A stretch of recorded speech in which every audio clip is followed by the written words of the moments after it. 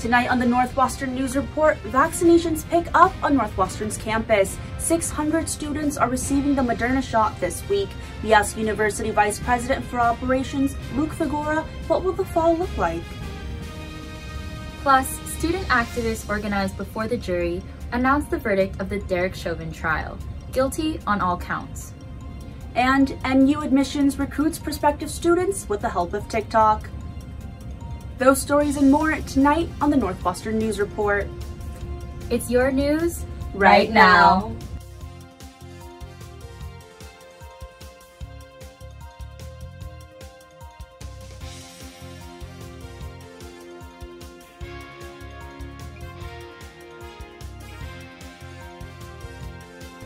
Good evening and welcome to the Northwestern News Report. I'm Katrina Pham. And I'm Jenny Ha. Let's get to the news. We start tonight with the COVID update. Students settle into a second spring quarter during a pandemic, but could there finally be light at the end of the tunnel? And NNN's Talia Kailman has a story. Last week, Northwestern recorded 27 positive cases of COVID-19 on campus.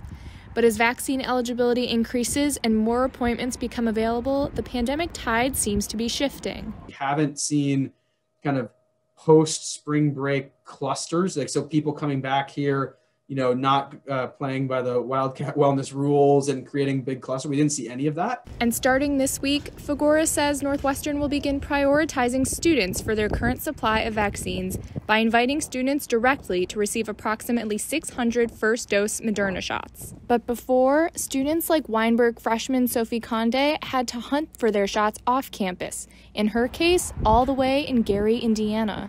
The only reason I was able to go to Gary is because I had a friend with a car, and most people don't have cars here. So if I didn't have that, I would have had to get an Uber and pay a ton of money. And so that's not an option for a lot of people. As more students get vaccinated on campus or off, Figura is optimistic about a return to in-person activities next fall. The working expectation is, the fall is much more similar to kind of past years than this year. Now, it doesn't mean it's 100% back to normal, but I think much more in the way of in-person being the default. Even as positive cases on campus remain steady, Figura says it's important to mask up to make sure next year we can kick COVID to the curb. Talia Kailman, Northwestern News Network. Figura also says any students who have been vaccinated should disclose their status to the school. That will help determine demand for vaccines and make contact tracing easier. A study examining transmission after those vaccinations is happening now at Northwestern and 21 other schools, and there's still time for you to take part. Here's Megan Leibowitz. Recruitment for a Moderna trial still underway at Northwestern. The goal, to better understand COVID infection rates after vaccinations. We want to learn a little bit more how to kind of provide that guidance for vaccinated individuals going forward. Half of the participants get the vaccine right away, while the other half get it after 4 months. But with students now eligible for vaccines, recruitment is hard. I think some students kind of say, well, if I can just go to CVS to get it, that works better for me than kind of being part of a research study. If you're in the half that's assigned to receive the vaccine in 4 months, but you decide to get it early, Dr. Karen Kruger says you aren't disqualified from the study. We'd still like to follow them and gain that transmission data. If people are willing to wait the 4 months, then that obviously, makes the data probably a little bit stronger. The study focuses on college students because colleges and universities have existing testing infrastructure in place.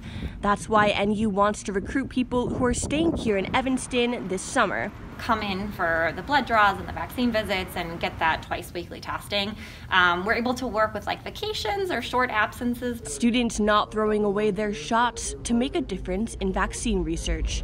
Megan Leibowitz, Northwestern News Network. Students who participate can earn up to $1,000. Visit preventcovidu.org to learn how you can get involved. Tuesday afternoon, a guilty verdict on all charges in the trial of Derrick Chauvin, the officer who kneeled on George Floyd's neck for 9 minutes and 29 seconds. Leading up to the verdict, Evanston Fight for Black Lives and NU Community Not Cops has led protests since last summer, the most recent this past week. NNN's Hannah Jung has the story. On Sunday, an estimated 700 people walking and chanting on Sheridan Road. The protest, organized by Evanston Fight for Black Lives and NU Community Not Cops, in solidarity with Adam Toledo, a 13-year-old Mexican-American killed by a Chicago police officer, and Dante Wright, a 20-year-old African-American killed by police in Minneapolis. Like the cops killed a 13-year-old child in cold blood. We can't not do anything. To not do anything is to act like that doesn't matter, that's not bad, there's nothing to change. Protesters demand defunding police departments, including NUPD, and investing in the community. These calls a continuation of protests from last year. And nothing has changed. There's no defunding, there's no reform, there's no nothing. And none of our demands that we put out since June of last year have been met. Grace Collar, a high school student at the protest, supports defunding the police. Even with years and years of training and training other officers, just putting that much that much power and that many expectations on one individual to do so many different jobs. Some protesters were disappointed by the 700-person crowd compared to the 5,000-person protest last May after the deaths of George Floyd and Breonna Taylor. That's according to Evanston Fight for Black Lives. People trying to make excuses for it or justify it still is infuriating. Evanston police cars present throughout the protest, blocking off roads. Abolish NUPD, abolish EPD, and we're going to keep fighting till they're gone. Hannah Jiang, Northwestern News Network. Important report. Thanks, Hannah. Katrina? Evanston is counting the final votes for its municipal election. This year, about 25% of the city's eligible voters went to the polls, a drop from 37% in 2017. As election season winds down, a political group stirs up conversation on election malpractice. Here's NNN's Michaela Denault. Evanston Together LLC, a political action committee, allegedly targeted incumbent challengers and groups like the Evanston Voter Initiative, or EVI. Mayor Steve Haggerty donated $5,000 to Evanston Together. Many voters are uneducated about who they're voting for, and the way that they presented it was fear-mongering and using some racist dog whistles. Candidates claimed mailers sent out by Evanston Together LLC spread false messages in order to keep incumbents in office. I do look at the Evanston Together flyers could have been a turnoff to people, and some people might have stayed home. The mailers, which NNN viewed, claimed challengers wanted a strong mayor government, with less influence from the city council. They targeted projected winner of the first ward, Claire Kelly. The biggest impact is the tone that it was creating for Evanston. I mean, this really, people didn't know who was behind this effort to influence votes. Despite Evanston Together's efforts, Kelly emerged victorious. People did seek me out to get to know me who didn't know me because they were so fed up with the negative campaigning. Members of the Community Alliance for Better Government claim Evanston Together incites fear in voters about grassroots organizations. People just don't trust government because of the lack of transparency. Evanston Together representatives did not respond to NNN's request for comment. Michaela Denault, Northwestern News Network. Unofficial results have projected 4 council seats turning over to challengers. NNN reached out to numerous members of Evanston Together, but did not hear back in time for this report. This month, Northwestern commemorates the abolition of the Illinois death penalty with the reading of the play that inspired a movement. NNN's Julia Richardson takes a look. The Exonerated premiered off-Broadway 20 years ago. When the play became popular, Northwestern Law School's Center on Wrongful Convictions was in the process of exonerating several innocent people off of Illinois' death row. After seeing it, then Governor George Ryan commuted the sentences of the state's death row inmates to life in prison, setting the stage for the abolition of the death penalty in Illinois 10 years later. I like to do a variety of different characters and participate in works that are going to say something and possibly leave the audience thinking. The play tells the true story of 6 death row exonerees. Northwestern's Law School and School of Communication put up a special reading. But I think what stood out to me about this one was just that it was a story that actually happened. This production included a twist: the portrayal of younger versions of the exonerees. I wanted to portray a character in a world that doesn't really exist yet, where a young Black kid doesn't have to worry about the way that he looks in public. Theater professor Deetra Payne played 4 characters, including the wife of an exoneree. Though she has never been in Georgia's position, she could still connect to the role. Particularly a Black woman, me even having experience, not necessarily being wrongly convicted, but people having a particular thought process about who I was. Northwestern connecting activism and art.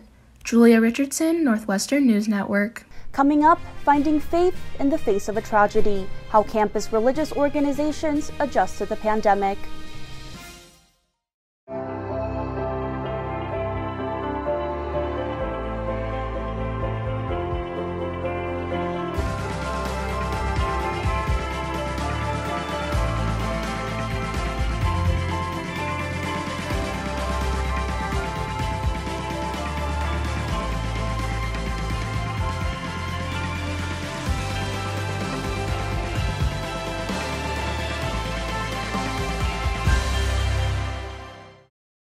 Welcome back. Evanston Township High School, which recently started offering a hybrid education modality, announcing some big changes for the fall. NNN's Diego Ramos has a story.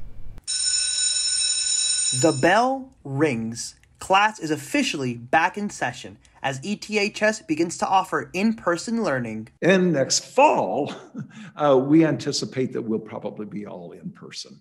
And you know, that's an educated guess because none of us can predict for sure what's happening with COVID. But a new school year will bring changes to ETHS's schedule blocking. Instead of offering 8 42-minute long classes per day, ETHS will now be offering only 4. The catch, each class will last about an hour and 30 minutes. Yeah, I'm absolutely thrilled about it. And it was so incredible, so liberating to be able to have that amount of time with students. ETHS is also restructuring class curriculum, hoping to use extended class time to engage in more discussions and activities. I'm kind of really excited for it because it'll just be nicer to build more of a community in a class and not have that time cut short. An approach to learning that might not be by the book. Diego Ramos Bechara, Northwestern News Network. At Northwestern, students find community and shared faith. But with the limited gatherings and online social activities, I take a look at how students use religion to cope with COVID. Over the last year, NU's student religious groups hosting events over Zoom. In terms of how COVID has affected our weekly discussions, we've had to move to Zoom. Finding community online proving difficult, but the only option for some looking for connection. It's kind of a weird feeling with Zoom when you've never actually met someone, but there's still a feeling of warmth and friendliness there. Adapting to a new environment, an outcome of months online. We've all learned how to live in this world of like being able to talk to someone even at a distance and sort of speak up louder than you normally would. Students facing their faith in a time of hardship and struggle. It really tested my ability to turn towards it when one of the greatest downs of life was having a pandemic. Some allowing the experience to strengthen their beliefs. I think my personal relationship with Baha'i faith, has been strengthened, if anything. Now, excitement for sunny days and gatherings outdoors. When you do these events in person, it's more like you're more integrated into the community. But the shadows of the pandemic still follow close behind. We still have to be cautious. There's still virus out there. The trials of a year spent online, but hope for a better tomorrow. Cautions like testing, good weather, and contact tracing make in-person events a possibility. Next up, NU admissions is hopping on the TikTok trend. At Northwestern, we're wildcats in every way.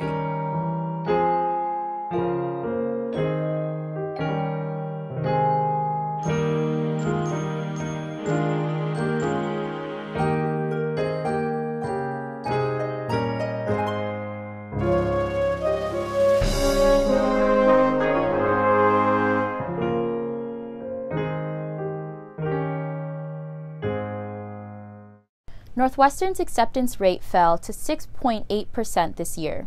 That's the lowest in university history. According to the Common App, the U.S.'s most selective colleges and universities seeing a 17% increase in applications this year. While a lot of students face increased challenges applying to college during a pandemic, some actually found the isolation helpful. I was not constantly surrounded by other people going through the same thing, constantly talking about it. I feel like that would have definitely put more pressure on me and like made me compare myself to like other people. Many schools did not require standardized tests this year, acknowledging their economic and geographic burden in the midst of the pandemic. Speaking of admissions, students aren't the only ones dancing and singing on TikTok. Here's how our own undergraduate admissions officers are staying social and how students are responding. With social media accounts ranging from Twitter to Instagram, the Office of Undergraduate Admissions is actively socializing online. I think it's a really good opportunity to tap into social media like TikTok, Instagram, especially since so many students use it so much every day. And since December of 2020, the office also hopping on the TikTok trend with 4 public videos as of this Monday. Incoming freshman Ella Stevens posted her acceptance reaction. It was just a great moment that I really wanted to just capture and be able to remember. Stevens says she gets a feel for Northwestern through TikTok. Everyone just seemed really like goofy and nice in the video. It made it like, oh yeah, this is going to be like a fun 4 years. TikTok brand ambassador Lauren Tran hopes for more student and admissions collaboration. Using the student body and asking for feedback and asking for students to engage. I think there's a lot of resources that they have that maybe the average Northwestern student wouldn't have, but the admissions department might have access to. And I think it'd be cool if they showed those parts of TikTok. And it's not just students hoping for more casual, student-created content. Executive Director of the Spiegel Research Center, Jonathan Kopolsky, says students can help build Northwestern's brand. How do we help students build their social media presence, and to what extent can we give them opportunities to be the evangelists and the advocates for the Northwestern brand? Some Northwestern TikTok creators are already internet famous, like the women's basketball team reaching 1.2 million views. And as those students we saw prepare to come to campus, they'll be greeted by current students who are preparing to be peer advisors, even though many of them have not had a typical college experience. NNN's Vicky Chung has more. Some of the newest peer advisors, or PAs, feel unprepared to lead a new group of students. I was nervous because, like, who am I to be guiding students in their first week when I've been here by then for like a few months? Despite the uneasiness, these soon-to-be PAs say they're grateful for the university's preparation. I'm starting to realize, oh, maybe I can do this because of the whole entire like training. And even though they weren't able to have the traditional freshman experience, these PAs are using this to their advantage when passing down advice to the next generation of Wildcats. I'm somebody who plans a lot. I'm like every single activity of the day is in my planner. Like I like pretend like I know what I want to do for the next 4 years. And then, I think I've switched my major like 3 times. So my biggest thing would be obviously plan, but be ready for new experiences and ready to lead even in the most unprecedented of times. Vicky Chung, Northwestern News Network. Thanks, Vicky. While PAs will be guiding the class of 2025, the class of 24 can also expect a proper Wildcat welcome next year. That's according to the Office of New Student Experience. While the underclassmen are deciding which dorm they want to live in next year, many Northwestern upperclassmen are heading to Evanston in the search for apartments. Here's NNN's Gabrielle Coriati.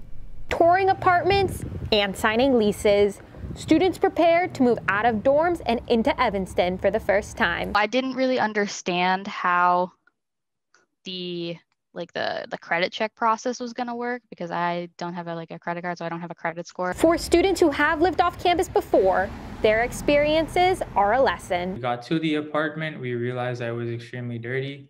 And then the subleasers wouldn't really pay us to clean it, and the apartment was swelling and everything. So we both kind of just ended up moving out. Avi Diora hopes everything goes more smoothly with his apartment for the fall. The only thing that I thought about was not to make the same mistake. No matter where off campus you're deciding to live, seeing the place in person can help ensure that it's what you're expecting. One of the apartments that we visited, we went to the bedroom, and the bedroom door was like closed, right? So we knocked and we opened it, and it turned out that there was a heavy smoker that lived there. So the entire room smelled like cigarettes. Even when there are no problems, it can take time to find a place that's the perfect fit. I liked going and seeing apartments and picturing how I would decorate it, how I would live there. Would this be a good space for me to live in? Can I see myself there daily? Ready to make a new home away from home. Gabrielle Coriati, Northwestern News Network. Thanks, Gabrielle. If you haven't found an apartment yet, students say checking Facebook groups for available units is a good place to start. Will it be nice enough to study on the lake, Phil? I've got a preview of your forecast. Plus, Elizabeth Betts takes a bite at another NU favorite. At Northwestern, we're Wildcats in every way.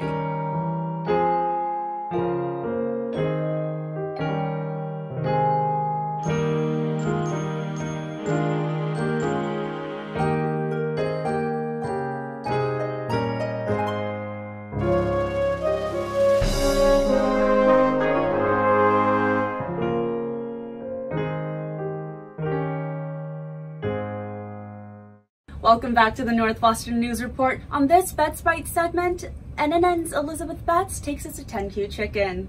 Let's see if it gets a 10 out of 10 review. 10Q Chicken is the combination of owners David Yu and Will Song's love for American fried chicken, which they infused with the diverse flavors they encountered living and eating across East Asia. 10Q Chicken currently offers indoor dining and takeout. I've been to 10Q in the past with mixed reviews. This time, I tried the fire chicken bowl with grilled chicken, a spicy Korean chili marinade, white rice, and greens. The bowl is so full they use a rubber band to make sure it's completely closed. For those who love a spice kick, you must try this bowl. It is extremely spicy, making my nose run with every bite. It definitely is fire, literally and figuratively. Though the food is pretty good, I wish there was a mild option. Also, if you're looking for strict American-style chicken, you may have to look elsewhere. My guest, Allison Rauch, tries mild Gangnam-style wings, which, according to the menu, are sweet and savory Korean-style wings. It seems a little but the sauce is really good. It's kind of savory. It's mild, so it's not too spicy, obviously. Why did the chicken cross the road? To go to 10Q. I encourage everyone to check out 10Q, even if it isn't what you're used to. Elizabeth Betts, Northwestern News Network. That looked amazing. Thanks, Elizabeth. Now to another story that's sure to have people talking. The next time you're walking through campus, you might want to look down, but not at your phone, at the QR codes. Scan them and be transported 70, 80, 90, even over 100 years in the past. The purpose of that assignment is to do, it was to think about VR in a different, not necessarily a goggles kind of way. Senior Ezra Oakson is the person behind some of the QR codes around South Campus, which are placed as part of an assignment for a virtual reality storytelling class in the School of Communication. It's also kind of a form of travel. I like that aspect of the postcards themselves. Postcards from university archives of Swift and University Hall, bringing history into the present. I want people, when they're there and looking at it, to then become aware of their surroundings in a different way. Professor Ozge Samanji teaches the class and specializes in media art and virtual reality. She says QR codes are a way to add an art installation into a space without taking away from the ambience. It's definitely a subtle way of being there. The art piece is not screaming, right, that I am here. And when you explore it, there is this sense of discovery on the side of the audience. I like that they're pretty simple and unassuming and just indicate stand here and see what happens. The public art of the future, honoring Northwestern's past. Andrew Rowan, Northwestern News Network. Up next, Northwestern spring is in full bloom. Stick around for these messages.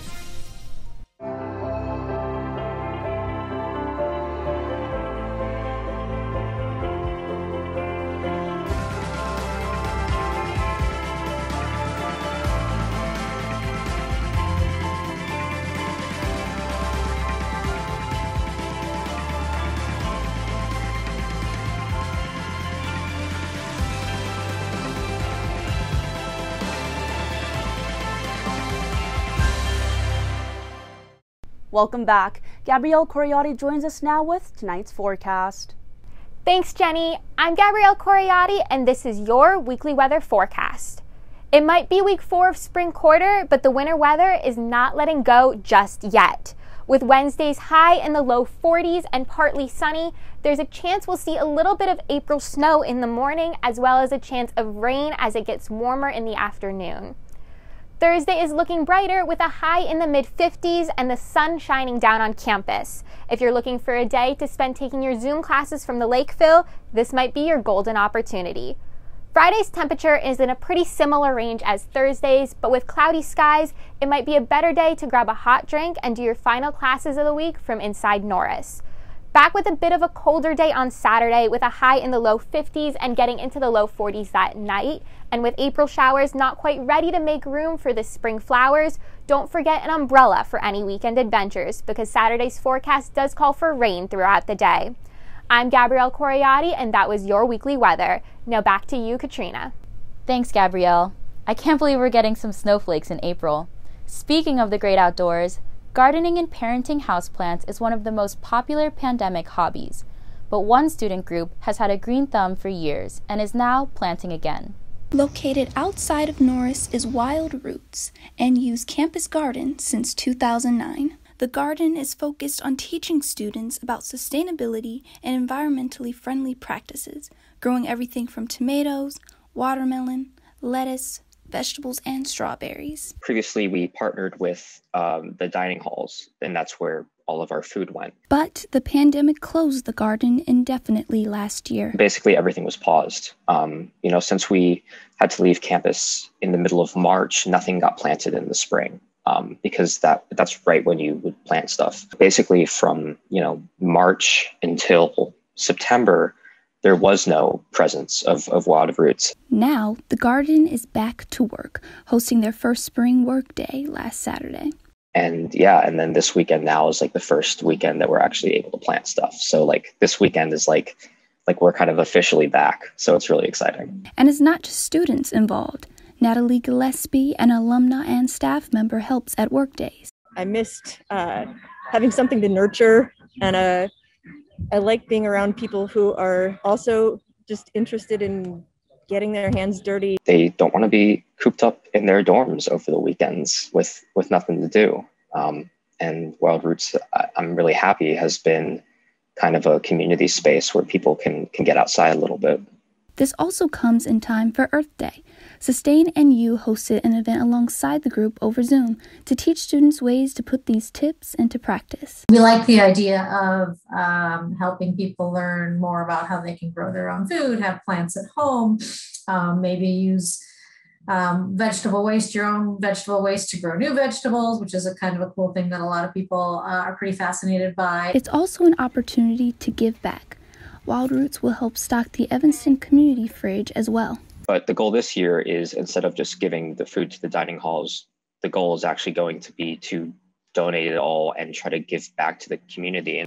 And if you're interested in starting planting or gardening, members of the club recommend starting on your own, even if it's from your house. All you need is some water, soil, and seeds. From my front yard, I'm Kayla Nichols for the Northwestern News Network. And it's flowers galore tonight on NNN. For some NU students, this spring is their first impression of campus. As the sun peeks out, students are heading out to see campus in bright colors. NNN's Joey Safchik has spring fever. I'm obsessed with this campus. It's so pretty right now. How does our campus go from gloomy to green? There's this beautiful tree that wasn't in bloom when I first came here. Over the past week, it's gone into full bloom. These beautiful white flowers, so pretty. Students with a spring in their step celebrate the first signs of the new season, thanks to the hard work of the NU groundskeepers. When I work here, I always try to do my best to make everything look good because I like to come back. Sometimes I even bring my family in the afternoons and we walk to campus, and I can proudly say, hey, you know what, I did this and me and my crew did that. Josue Rodriguez lending his landscaping hands to NU for about 10 years, in rain or shine. Sometimes we even get stopped and students say thank you. And while it may feel like spring blooms overnight, planning and planting for 240 acres of Evanston campus is actually quite a process. It's impossible to predict. There are hundreds of varieties of flowers and trees stemming from NU Landscaping's designs. It's refreshing to me to see this transformation of this area. In that area, tulips and hyacinths planted with purple pride. Like being able to finally go outside and like breathe in the fresh air and be in the sun makes such a big difference. After a wicked winter and a year that tested us all, Spring Awakening sows the seeds of hope. Joey Safchik, Northwestern News Network. Be sure to send us your spring photos on Twitter at @NNN_news. I can't believe the flowers are finally coming out. I'm so excited to hang out by the lake, Phil. That's all the time we have for tonight. I'm Katrina Pham. And I'm Jenny Ha. For all of us here at NNN, stay safe and stay informed.